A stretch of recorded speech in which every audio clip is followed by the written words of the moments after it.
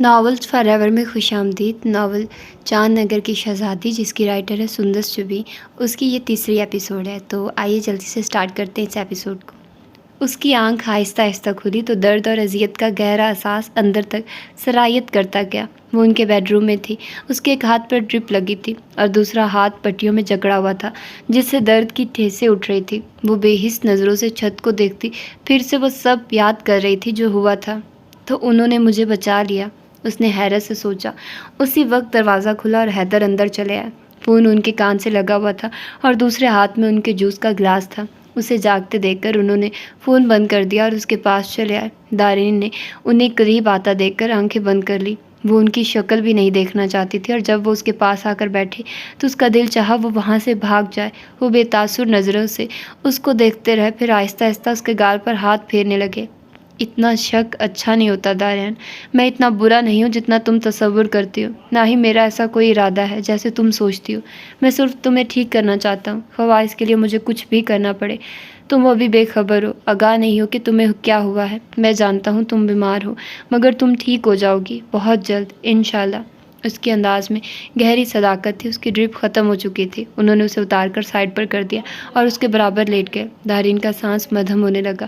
انہوں نے اس کا زخمی ہاتھ اٹھا کر اپنے سینے سے سرکا تو اس کے حلق سے کرا نکلی تھی۔ انہوں نے بے ساختہ اس کا چہرہ دیکھا اور پھر تسلی دینے کے لیے دھیرے سے اس کی پشت کو تھپکا اور اس کے ماتھے پہ لب رکھ دیے۔ میں جانتا ہوں تم مجھ سے نفرت کرتی ہو، برائے مہربانی مجھے دوبارہ مت بتانا، میرے لیے اس بات کی کوئی اہمیت نہیں۔ انہوں نے بہت سپاٹ سے لہجے میں کہتے ہوئے اس کا سر اپنے بازو پر رکھ لیا۔ اب مزید آنکھیں بند کرنے کی اداکاری کرنا بیکار تھا۔ وہ بے بسی سے سسک اٹھی۔ کس قدر اذیت ناک تھا نا کہ وہ ان سے نفرت کا ڈھنڈورا پیٹنے کے باوجود بھی انہیں کے بازوؤں میں تھی، ان کے لمس کو سہنے پر مجبور۔ اس کے رونے پر وہ کس قدر افسردہ ہوئے تھے۔ پھر اس کا چہرہ اونچا کیا تو وہاں درد اور آنسو تھے۔ انہوں نے بے ساختہ اس کی آنکھوں پر ہونٹ رکھے تھے اور اس کے سارے آنسو پی لیے۔ دارین کو کچھ اور شدت سے رونا آیا تھا۔ اس شخص کی مساحی بھی جان لیوا تھی۔ اور پھر بڑا عجیب ہوا، اس نے ہار مان لی، چپ چاپ شکست تسلیم کر کے ہتھیار گرا دیے۔ اس نے مان لیا کہ وہ بیمار تھی، اور یہ کسی عجیب بیماری تھی جس میں بظاہر وہ بالکل تندرست تھی، مگر اس کے باوجود بھی وہ ادویات کھاتی تھی اور جو وہ ڈاکٹر پوچھتی تھی اسے سر جھکا کر بتاتی تھی، اور پھر چاہے حیدر ہی کیوں نہ ہو، اس کے سامنے بیٹھے ہوئے اسے بولنا پڑتا تھا، اور وہ گھر آ کر یوں نڈھال ہو جاتی جیسے کتنی مشقت کر کے آئی ہو۔ اس کے ہاتھ کا زخم دھیرے دھیرے بھرتا جاتا تھا، اور 2 دن بعد جب کہ وہ خود اس کے سامنے بیٹھ کر اس کی بینڈیج بدل رہے تھے، انہوں نے بڑے اطمینان سے اس کے ہاتھ وہ پلندہ تھما دیا جو اس دن بکھرا پڑا تھا۔ یہ اسکیچ مجھے یہ پسند آیا۔ انہوں نے ایک تصویر نکال کر اس کے سامنے رکھ دی۔ یہ وہ آخری اسکیچ تھا جو دارین نے بنایا تھا، حیدر کا خوبصورت چہرہ، اور اس چہرے پر موجود غصہ، ماتھے پر ناگواری کی شکن اور آنکھوں میں گہری سرخی۔ تم نے میرا اصلی چہرہ کیسے دیکھ لیا دارین؟ وہ حیرت سے پوچھ رہے تھے، اور وہ جانتی تھی اس حیرت کے پیچھے گہرا طنز اور غیظ و غضب چھپا تھا۔ اس کے لب کپ کپانے لگے اور آنسو ٹوٹی مالا کے موتیوں کی مانند بکھرنے لگے۔ اس کے پاس آنسوؤں کے سوا کوئی جواب نہ تھا۔ یہ شرمندگی کیا کم تھی کہ وہ اس کے راز سے آگاہ ہو گئے تھے۔ ان کا زخمی ہاتھ بدستور ان کے ہاتھ میں تھا۔ اس نے گھٹنوں پر سر رکھا اور سسکیاں بھرنے لگی۔ وہ چند لمحے اس کو دیکھتے رہے، پھر اس کا ہاتھ بڑی احتیاط سے تکیے پر رکھ کر وہاں سے چلے گئے۔ ان کے پاس اس کے سوا کوئی چارہ نہ تھا کہ وہ اسے اکیلا چھوڑ دیتے، تنہائی کی گود میں چہرہ چھپا کے اور لوگوں کی نظروں سے اوجھل رہ کر۔ بہائے ہوئے آنسوؤں کی قسم، دکھوں کا کوئی ایک رنگ، کوئی ایک مخصوص شکل نہیں ہوتی۔ تنہائی کی گود میں چہرہ چھپا کے بہائے ہوئے آنسوؤں کی قسم، ہم تو بس ایسے ٹوٹے پھوٹے کھلونے ہیں جن کے ساتھ کوئی ضدی اور تند مزاج بچہ غصے اور چڑچڑاہٹ کے عالم میں اٹھا کر پھینکنا کھیلتا ہے۔ آج اس کے ٹیسٹ تھے، اور صبح سے ہی وہ عجیب چڑچڑی اور زد و رنج ہو رہی تھی۔ ہر 2 منٹ بعد وہ رونے لگتی۔ حیدر نے بارہا اسے چپ کروانے کی کوشش کی، مگر بے سود۔ آخر وہ ان کے سامنے ضبط کھو بیٹھی۔ مجھے ڈر لگتا ہے، مجھے کچھ بھی نہیں کروانا، مجھے مت لے کر جائیے کہیں بھی، میں آپ سے التجا کرتی ہوں، خدارا مجھے مت لے کر جائیے، مجھے کوئی ٹیسٹ نہیں کروانا، میں ٹھیک ہوں، مجھے کچھ نہیں ہوا۔ وہ روتی جاتی تھی۔ وہ ایک طویل سانس لے کر اس کا ہاتھ تھام کر سہلانے لگے۔ ڈرنے والی کوئی بات نہیں دارین، میں ہوں نا وہاں تمہارے پاس، اور تمہیں کوئی تکلیف نہیں ہوگی، میں یقین دلاتا ہوں تمہیں، اور یہ سب تمہارے لیے ہے دارین، تمہاری صحت کی بحالی کے لیے۔ اس کے بعد تم ٹھیک ہو جاؤ گی۔ وہ بڑے یقین سے اس کے ہاتھ سلاتے ہوئے اسے تسلی دے رہے تھے۔ دارین کے آنسو مدھم پڑنے لگے۔ وہ تو ہمیشہ ٹھیک ہی کہتے تھے، یہ بھی ٹھیک ہی ہوگا، اس نے آنسو ضبط کرتے ہوئے سوچا۔ اس کے بلڈ ٹیسٹ ہوئے اور سی ٹی اسکین لیا گیا، اور رات جب وہ اسے گھر لے کر آئے تو انہوں نے باقاعدہ اسے سہارا دینے کے لیے تھاما ہوا تھا۔ وہ اس قدر کمزوری محسوس کر رہی تھی کہ اس کی ٹانگیں لرز رہی تھی۔ انہوں نے آتے ہی اسے بیڈ پر لٹا دیا اور جوس پلایا تھا، اور پھر اسے کمبل اڑا دیا، اور پھر خود بھی اس کے پاس آ گئے۔ اور بہت عجیب ہوا کہ انہوں نے اس دن کوئی فون کال اٹینڈ نہ کی۔ وہ اسے تسلی دیتے رہے، اس کی بیماری کی نوعیت سمجھاتے رہے، اور اس کو بتاتے رہے کہ یہ ٹیسٹ اس کی ذہنی کیفیت کو جانچنے کے لیے تھے۔ اس کے علاوہ ان کا کوئی مقصد نہ تھا۔ وہ آگے سے بالکل خاموش رہی تھی۔ سارے راز عیاں ہو گئے تھے اور بڑے غلط وقت پر ہوئے تھے۔ وہ سوائے بے بس ہونے کے کچھ کرنے کے قابل نہ تھی۔ اس شخص کے انداز و اطوار بدل چکے تھے۔ وہ اپنے سارے تیر آزما چکا تھا اور اب شاید باقی کچھ نہ تھا۔ اب وہ صرف ان زخموں کو دیکھتا تھا جو اس کے ہاتھوں، اس کی باتوں سے، اس کے رویے سے لگے تھے، اور سوچتا تھا کہ یہ اس نے کیا کر دیا تھا۔ بہت دفعہ ہمارے حصے میں آنے والا نقصان خود اپنے ہی ہاتھوں آتا ہے۔ اب تو وہ بہت دن ہوئے ڈائری بھی نہیں لکھتی تھی۔ اسے علم تھا کہ وہ اس کی ہر بات، ہر احساس سے واقف ہو چکے تھے، اور یہی احساس اسے مار ڈالنے کو کافی تھا۔ وہ ان سے نظریں ہی نہ ملا پاتی۔ کتنی بری تھی وہ اس کے لیے اتنا کچھ کر رہے تھے، اور وہ ان کے بارے میں کیا کچھ لکھتی پھرتی تھی۔ وہ خود کو اس قدر مجرم محسوس کرتی تھی کہ اس نے سب کچھ اکٹھا کر کے نچلے دراز میں ڈال دیا تھا۔ پھر 3 ماہ بعد دارا ہمیشہ ہمیشہ کے لیے اس کو چھوڑ کر چلا گیا۔ وہ بالکل تندرست ہو گئی، کھلی رنگت اور روشن چمکدار آنکھوں کے ساتھ وہ ایک چہچہانے والی چڑیا بن گئی۔ حیدر چودھری نے اس کی زندگی بدل کر رکھ دی تھی۔ وہ اسے اپنے ساتھ پارٹیز اور فنکشنز پر لے کر جاتے تھے۔ وہ اسے سوشلائز کر رہے تھے۔ اس میں کانفیڈنس تو تھا، مگر وہ اب انہوں نے اسے پالش کر دیا۔ اب وہ کھل کر ہنستی تھی، ان کے ساتھ باتیں کرتی تھی، مارکیٹ جاتی تھی، اپنی پسند کے کپڑے لیتی تھی، ان کے لیے کھانا بناتی تھی، فون پر اپنی امی سے بات کرتی تھی، اور وہ آفس جاتے تو وہ انہیں ٹیکسٹ کرتی رہتی۔ ہاں، اب اسے موبائل استعمال کرنا آ گیا تھا، اور انہوں نے اسے خود سکھایا تھا۔ پھر اس کے لیے انتہائی اعلیٰ برانڈ کا سیل فون لے کر آئے تھے۔ اس نے اپنے خوبصورت بالوں کو نہایت خوبصورتی سے ترشوایا تھا، اور جب شام ڈھلتی اور چراغ روشن ہوتے تو ایسے ہی چراغ اس کے اندر جلتے تھے۔ وہ خوبصورتی سے بال کھولے، سنہری رنگت اور خوبصورت لباس میں ان کا انتظار کرتی تھی۔ اب کی زندگی بدل گئی تھی۔ وہ جیسے کوئی شہزادی تھی جو چاند نگر کی حسین وادی پر راج کرتی تھی، اور اس کا سنہرا شہزادہ اس کے ناز اٹھاتا تھا۔ یہ ایک دلکش اور رنگوں سے بھری دنیا تھی، وہ جہاں کی عطر بیز فضا اس کے حسن کو دن بدن نکھارتی چلی جاتی تھی۔ حیدر چودھری، اس کہانی کا دوسرا کردار۔ یہ قصہ اس کی پیدائش کے بعد شروع ہوا، جب وہ بہت چھوٹا تھا اور اس نے اپنی ماں کا انتہائی خوفناک ایکسیڈنٹ دیکھا، جس کے بعد وہ ہمیشہ ہمیشہ کے لیے وہیل چیئر پر آ گئی۔ پہلے پہل اسے ماں کو یوں بستر پر بیمار دیکھ کر ڈر لگتا تھا۔ وہ ان سے دور بھاگتا تھا اور سارا دن شیش محل کی راہداریوں اور دالانوں میں چکراتے گزار دیتا تھا، اور جب تھک کر واپس ان کے پاس آتا تو وہ اسے ہاتھ لگا کر اس کا چہرہ صاف کرتی اور اس کو اپنے ہاتھوں سے کھانا کھلاتی، اور پھر اس سے ڈھیروں باتیں کرنے لگتی۔ رفتہ رفتہ اسے یہ سب اچھا لگنے لگا اور دوبارہ سے ان کے قریب ہوتا گیا، اور گھر میں کوئی اس کا ہم عمر نہ تھا، اس لیے وہ لاشعوری طور پر انہیں ہی سب کچھ ماننے لگا۔ ماں کی معذوری کے بعد اسے انہیں زیادہ قریب سے جاننے کا موقع ملا، اور تب اس پر یہ راز آشکار ہوا کہ اس کی ماں خود کلامی کی مریضہ تھی۔ ان کی نہ جانے کون سی سہیلی تھی جس سے وہ فرصت کے پہر اپنے دکھ سکھ بولتی تھی۔ بہت دفعہ حیدر ڈر گیا۔ وہ بھی بچہ تھا، پہلے پہل یہ سمجھا کہ شاید ان میں سایہ آ گیا تھا۔ گاؤں کے ماحول میں یہ چیز بڑی عام سی تھی۔ وہاں سے سب لوگ ایسی کسی بھی عادت کو اول نظر انداز کرتے تھے، اور پھر سایہ سمجھ کر خوف زدہ ہوتے، اور پھر آخر میں اس کا علاج عامل کے پاس ہوتا تھا۔ وہ بچہ تھا، مگر جو بڑا ہوتا گیا اس پر عیاں ہوتا گیا کہ یہ کوئی سایہ نہ تھا، بلکہ یہ ایک بیماری تھی۔ وہ یونیورسٹی کے گاؤں سے باہر نہیں جانا چاہتا تھا، مگر باپ کی ضد پر اسے جانا پڑتا، اور پھر وہاں کی چکا چوند دنیا نے اسے یوں اپنی طرف کھینچا کہ اسے گھر تقریباً بھول گیا۔ اب وہ چھٹیوں پر گھر آتا تو وہ سب بھول جاتا اور پھر سے ماں میں مگن ہو جاتا، مگر یہ دورانیہ بڑا مختصر سا ہوتا تھا۔ وہ واپس جاتا تو ایک بار پھر سے ماں کی تنہائی اس کے مشغولہ ذہن سے نکل جاتی، مگر کہیں اندر ہی اندر جب وہ واپس آتا تو یہ خلش پھر سے تازہ ہو جاتی۔ اب بھی واپس آتا تو یہ خلش پھر سے تازہ ہو جاتی۔ اب بھی وہ کبھی اچانک ماں کے کمرے میں جاتا تو انہیں خود سے باتیں کرتے دیکھ کر عجیب سے احساس جرم کا شکار ہو جاتا۔ بہت دفعہ اس نے سوچا کہ وہ ماں کو علاج کے لیے لے جائے، تو کتنا اچھا ہو وہ ٹھیک ہو جائے، ایک نارمل انسان جیسی زندگی جئیں۔ اور جب اس کا ماسٹرز مکمل ہوا تو اس نے حتمی فیصلہ کر لیا۔ اس نے سوچا کہ وہ انہیں اپنے ساتھ لے جائے گا اور کسی سائیکیٹرسٹ سے ان کا علاج کروائے گا، اور اس سلسلے میں اسے باپ کی اجازت درکار تھی۔ مگر جب یہی بات اس نے بابا سے کی تو ایک طوفان کھڑا ہو گیا۔ بابا کے نزدیک یہ سراسر اس کا پاگل پن اور احمقانہ خیال تھا۔ وہ اس بات کو تسلیم کرنے پر قطعی تیار نہ تھے کہ زبیدہ خاتون کسی بیماری میں مبتلا تھی، اور یہ تو ایک عادت تھی جس میں خاندان کی کئی خواتین مبتلا تھیں، اور کبھی بھی مردوں نے اسے درخورد اتنا نہ جانا تھا۔ اور اب حیدر کا دماغ جانے کیوں خراب ہو گیا تھا کہ وہ ایک فضول اور لا یعنی بحث لے کر شروع ہو گیا تھا۔ اس نے ہر طریقے سے بابا کو سمجھانے اور منانے کی کوشش کر لی، مگر اس کی ہر دلیل، ہر بحث اور حوالہ بیکار گیا، کیونکہ مقابل فرسودہ عقائد تھے جن کو اپنی جگہ سے ہلانا چٹان کو ہلانے سے بھی مشکل تھا۔ کہیں دن کے بیکار کوششوں اور ان سے سخت ترین جھگڑے کے بعد وہ واپس چلا گیا۔ ایسا نہیں تھا کہ اسے کوشش چھوڑ دی تھی، بلکہ وہ اسی طرح بار بار انہیں سمجھانے کی کوشش وقتاً فوقتاً کرتا رہتا تھا، مگر اس کے باوجود بھی رزلٹ صفر ہی تھا۔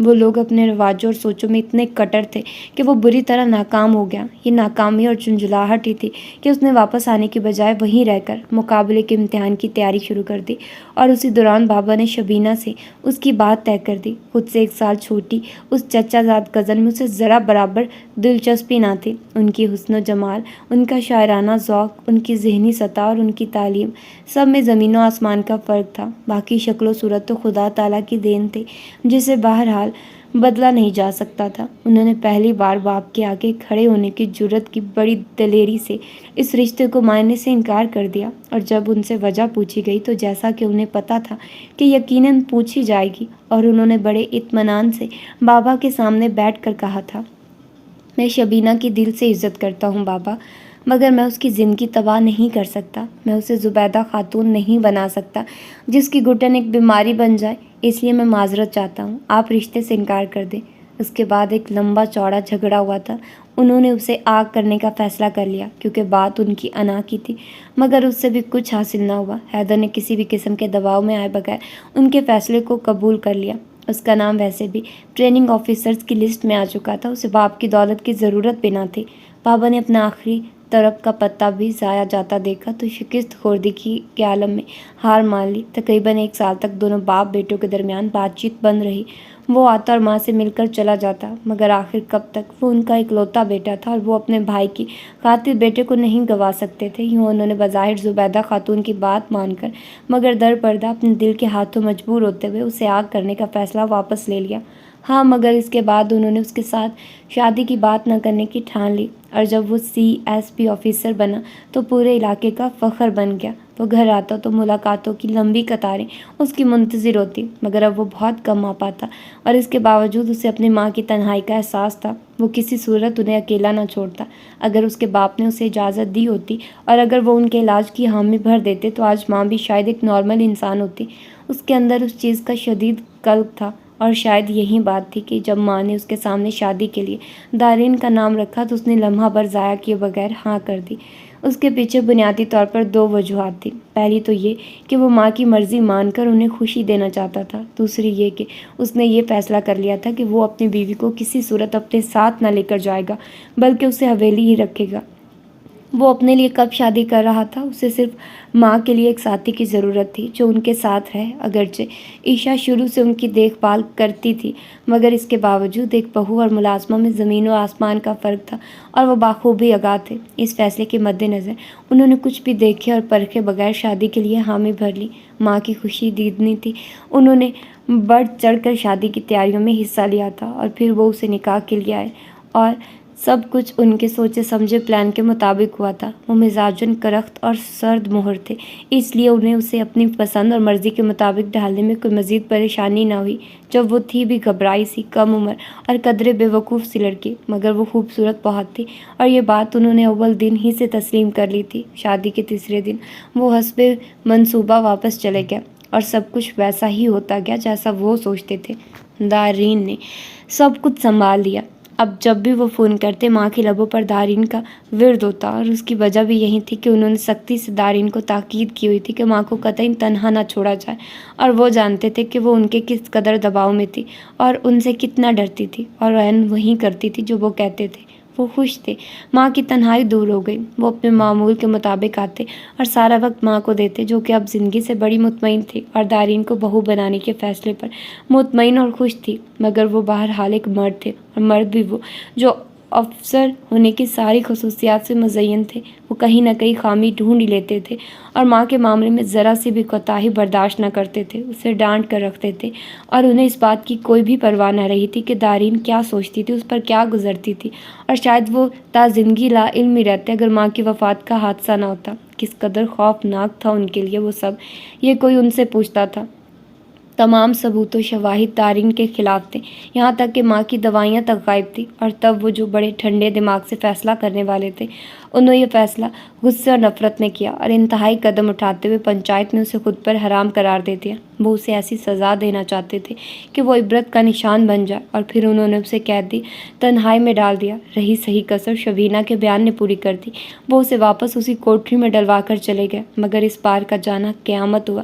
بیچ راہ میں کھوٹی کرنے کو عشا مل گئی اور سارا راز کھل گیا۔ وہ وہیں سے واپس پلٹے تو بلقیس کے ہاتھوں اتفاقاً ملنے والی اس کی ڈائریز ایک نئی کہانی کا عنوان لیے ان کی منتظر تھی۔ وہ وقت کا احساس کیے بغیر پڑھتے رہے، یہاں تک کہ سحر طلوع ہو گئی، اور اس کے ساتھ ہی ان کی آنکھوں میں رات آئی تھی۔ بچپن سے ہی ماں انہیں ایک کہانی سنایا کرتی تھی، چاند نگر کی شہزادی کی کہانی، اور بڑی عجیب بات تھی، دو چیزیں لازم و ملزوم تھیں، ان کا بچپن اور شہزادی۔ جب ماں انہیں شہزادی پر ہونے والے ظلم کی داستان سناتی تو ان کا خون کھول جاتا، بس نہ چلتا کہ ابھی جائیں اور شہزادی کو اس ظالم دیو کے قید سے آزاد کرا لائیں۔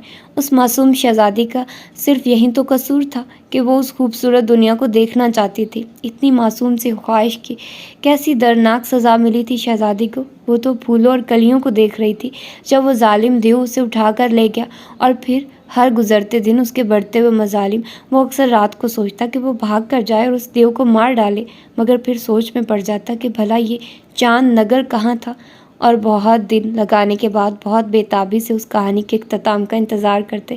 جب اسے یہ پتہ چلا کہ شہزادی مر گئی تو اسے جیسے یقین ہی نہ آیا۔ اسے تو ساری کہانی میں یہ لگتا رہا تھا کہ کبھی نہ کبھی ضرور کوئی مسیحا آئے گا اور شہزادی کو بچا لے گا۔ شہزادی کے لیے ضروری کوئی شہزادہ آئے گا تو سنہرے چمکدار رنگ والا، مشکی گھوڑے پر سوار، اور جس کی تلوار لٹک رہی ہوگی، وہ یقیناً آئے گا اور شہزادی کو اس دیو کی قید سے آزاد کرا لے جائے گا۔ مگر اس کی یہ تمنا پوری نہ ہو سکی، اور شہزادی اس ظالم کے دیے زخم سہتی سہتی اس دنیا سے چلی گئی۔ شاید اسے اب یہ یقین نہ رہا تھا کہ کوئی اسے بچانے آئے گا، اور جب اس کی امید ہی مر گئی تو اس نے زندہ رہنا مناسب نہ سمجھا۔ وہ بھی مر گئی۔ اس رات وہ سو نہ سکا، بس کمبل میں منہ چھپا کر روتا رہا۔ اتنا دکھ تھا کہ بیان سے باہر تھا۔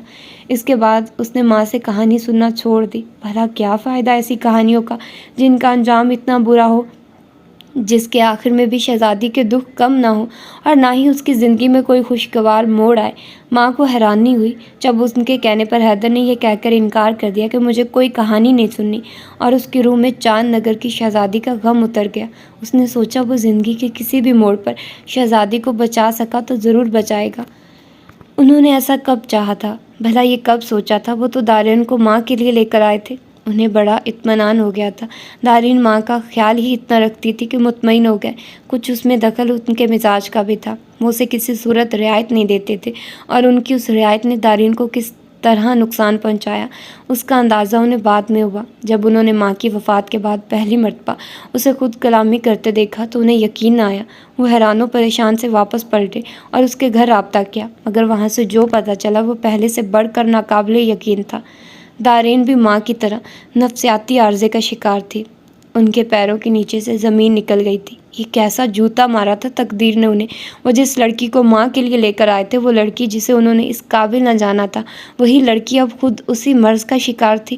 یہ کیسا مکافاتی عمل تھا۔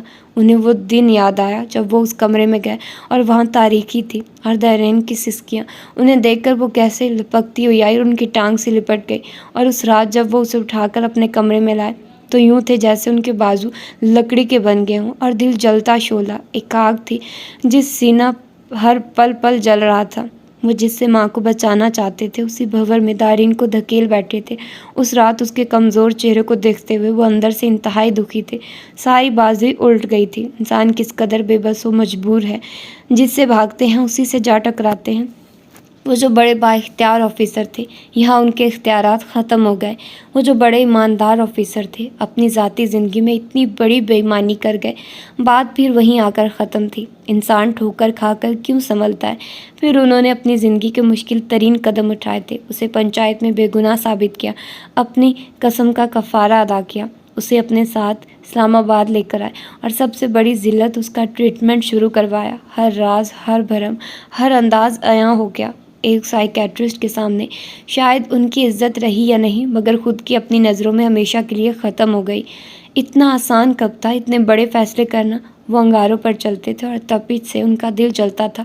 خاندان سب سے بڑی بلیک میلنگ ان کی انا کو کس قدر ٹھیس پہنچی تھی، ان کی عزت نفس، مگر سب کے طعنے تشنے، ملامت اور نفرت، اور سب سے بڑی چیز باپ کی مخالفت، وہ سب ہار گئے۔ جس چیز سے بچنے کے لیے انہوں نے شبینہ سے شادی سے انکار کیا تھا وہی چیز دارین کے حصے میں آ گئی تھی۔ اس کی اذیت کیا کم تھی؟ وہ جتنا سوچتے ان کا دماغ اتنا ہی کھولتا۔ یہ کیا ہو گیا تھا؟ انہیں کبھی بھی خود پر ہنسی آتی، بڑی صدماتی سی ہنسی۔ یہ تقدیر تھی، ان کی تقدیر، جس سے وہ تدبیر سے بھی نہ لڑ سکے کہ بعض چیزیں اس طرح سے نوشتہ تقدیر ہوتی ہیں کہ انہیں بدلنا ممکن نہیں ہوتا۔ ان کی قسمت میں وہ آیا تھا جس سے وہ بھاگتے تھے، اور پھر انہوں نے سوچا اگر وہ ماں کو خوش اور تندرست نہ دیکھ سکے تو شاید اللہ نے انہیں آزمانے کے لیے دارین کا دکھ دے دیا کہ اگر وہ اپنے وعدے میں، اپنے عہد میں اتنے ہی سچے تھے تو کیوں نہ وہ دارین کو تندرست دیکھے۔ اگر انہیں اتنا ہی دکھ تھا ماں کا علاج نہ ہو سکنے کا تو کیوں نہ وہ دارین کا علاج کروائیں اب۔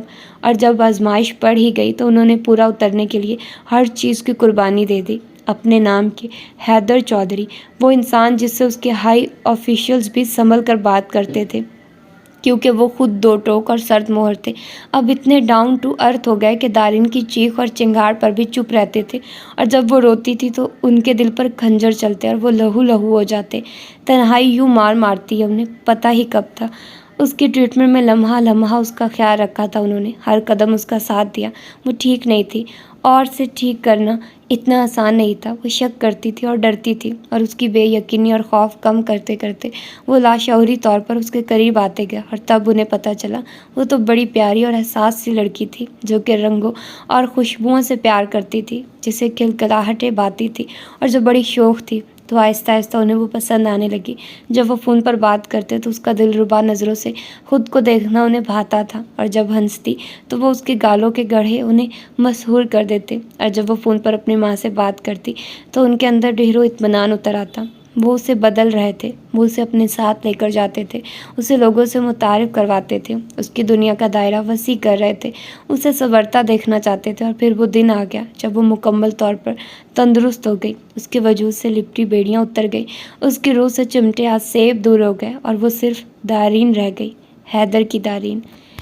گاڑی روش پر ہموار انداز میں پھسلتی ہوئی رک گئی۔ آہستگی سے دروازہ کھول کر وہ باہر آ گئے۔ یہ ان کے گھر آنے کا وقت نہیں تھا، مگر اس کے باوجود آج کچھ ایسا خاص ہوا تھا کہ ان کے معمول میں تبدیلی آ گئی تھی۔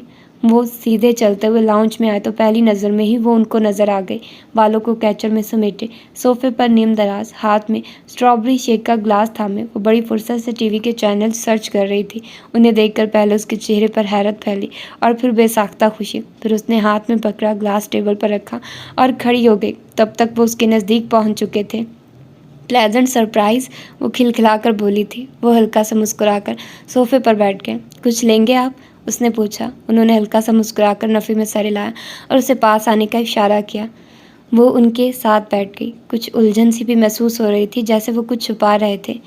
انہوں نے اس کا ہاتھ تھام کر اسے دیکھا اور پھر بے ساختہ ہنس پڑے۔ I am so happy you have surprised me sweetheart. انہوں نے اس کا ہاتھ ہلکے سے دبا کر چھوڑ دیا۔ اس نے ناسمجھی سے انہیں دیکھا۔ انہوں نے وہ فائل فولڈر اس کی طرف بڑھا دیا جس میں ایک امید تھی، اور اس پیپر کو پڑھتے ہوئے دارین کے گالوں پر شفق پھیل گئی۔ اس نے سرخ چہرے کے ساتھ خود کو چھپانا چاہا۔ لرزتے ہاتھوں سے اس فائل کو ٹیبل پر رکھتے ہوئے اس نے دونوں ہاتھوں سے چہرہ چھپا لیا۔ اس بے حد شرم آ رہی تھی۔ وہ ایک بار پھر بے ساختہ ہنستے اور آگے جھک کر اس کے چہرے پر ڈھکے ہاتھوں کو لبوں سے چھوا اور اٹھ کھڑے ہوئے، اور انہوں نے سوچا زندگی آسان ہو گئی تھی۔ وہ جو دل پر بڑا بوجھ رکھتے تھے آج اس بوجھ سے خود کو قدرے آزاد محسوس کرتے تھے۔ اس کی یہی ادائیں تو انہیں پاگل بناتی تھی، اور جب وہ رات سونے کے لیے کمرے میں آئی تو وہاں بہت سے پھول تھے اور ایک دلکش رنگوں سے سجا ایک کارڈ تھا جس میں انہوں نے اپنی خوبصورت ہینڈ رائٹنگ میں کچھ سطریں لکھی تھی۔ اس خوبصورت لڑکی کی ہمت کے لیے جس نے اپنے ٹوٹے وجود سے دوسروں کو جوڑا، اپنے حوصلے سے دوسروں کو سہارا دیا اور اپنے ریزہ ریزہ دل سے میرا دل جیتا۔ حیدر چودھری۔ ہو سکتا ہے ہمارے ارد گرد بہت سی دارین اور زبیدہ خانم ہوں جو تنہائی کی ماری اپنے احساسات و جذبات کو کسی سے شیئر نہ کر سکنے پر خود کلامی میں مبتلا ہوں۔ بہت سی خواتین کو ساری زندگی یہی سمجھ نہیں آتی کہ یہ مرض ہے، کیونکہ ہم لوگ اسے عادت سمجھتے ہیں، ہم اسے بیماری سمجھنے کو تیار ہی نہیں۔ زندگی میں ہر لڑکی کو حیدر چودھری بھی نہیں ملتا، اور ایسے ہی کسی مسیحا کی تلاش میں زبیدہ خانم جیسی بہت سی خواتین دنیا سے چلی جاتی ہیں۔ یہی سچ ہے اور یہی زندگی ہے، اور اسے ایسے ہی رہنا ہے۔ مگر ایک بات بھی پیش نظر ہے کہ نرم رویے، شیئرنگ اور باہمی احترام سے بہت کچھ بدلا جا سکتا ہے۔ بس ذرا سا حوصلہ اور ہمت دکھانے کی بات ہے۔ چاند نگر کی شہزادی کے وجود میں گڑھے کیل نکال دیے گئے۔ اس کا مسیحا لوٹ آیا تھا جس نے اپنی محبت سے سب بدل دیا تھا۔ اسے اس ظالم دیو کی قید سے آزاد کرایا تھا، اسے واپس اس کی رنگوں بھری دنیا میں لے آیا تھا۔ اس بار شہزادی کا سنہرا شہزادہ لوٹ آیا تھا، اسے بچانے کے لیے ہاتھ میں چمکتی تلوار لیے اپنی مشکی گھوڑے پر سوار ساری رکاوٹیں عبور کر کے آیا تھا اور اسے لے گیا تھا۔ شہزادے نے اس بار اپنی شہزادی کو بچا لیا تھا، اور پھر وہ اپنی خوشیوں بھری رنگوں سے سجی اور دھنک سے چمکتی دنیا میں آ گئے، جہاں اب صرف ہنسی تھی، خوشی تھی اور سکون۔ یا رب، اس بار تو ہمیں ایسی عید دے جو باہمی خوشی کی سبھی کو نوید دے، جھگڑے، لڑائی اور سب بحران و ختم، ہر لحظہ پاکستان کو خوشیوں کی نوید دے۔ تو یہ تھا آج کا ناول۔ ہوپ سو کہ آپ لوگوں کو پسند آیا ہوگا اور آپ لوگوں نے اس ناول کو بھرپور طریقے سے انجوائے کیا ہوگا۔ بہت ہی اچھا میسیج تھا اس میں اگر دیکھا جائے تو۔ خیر، ملتے ہیں انشاءاللہ کسی اور اچھے سے ناول کے ساتھ۔ ٹل دین، اللہ حافظ۔